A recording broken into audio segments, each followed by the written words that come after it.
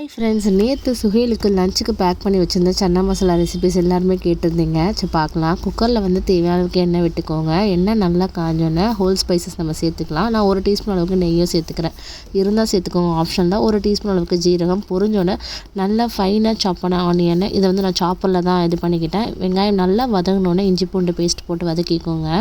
2 பச்சை மிளகா, இது ஆப்ஷனல் தான், நல்லாயிருக்கும். இது கூட மசாலா மிளகாய்த்தூள், மல்லித்தூள், மஞ்சள்தூள், அதுக்கப்புறம் கொஞ்சமாக கரம் மசாலா, காஷ்மீரி மிளகாய்த்தூள் இருந்தால் சேர்த்துக்கோங்க. ஒரு 2 தக்காளியை இந்த மாதிரி மிக்சியில் அடித்து சேர்த்துக்கிட்டா குழந்தைங்க தூக்கி போட மாட்டாங்க. அதனால் இது மாதிரி நான் அடிச்சுக்கிட்டேன். வெங்காயம் தக்காளி நல்லா வதங்கி எண்ணெய் பிரிஞ்சு வந்தோன்னே ஓவர் நைட் ஊற வச்ச சன்னாவையும் சேர்த்து நல்லா மிக்ஸ் பண்ணிவிட்டு தண்ணி 2 டம்ளர் அளவுக்கு தண்ணி விட்டு குக்கர் போட்டு மூடிட்டு மிதமான சூட்டில் 4 விசில் எடுத்துக்கோங்க.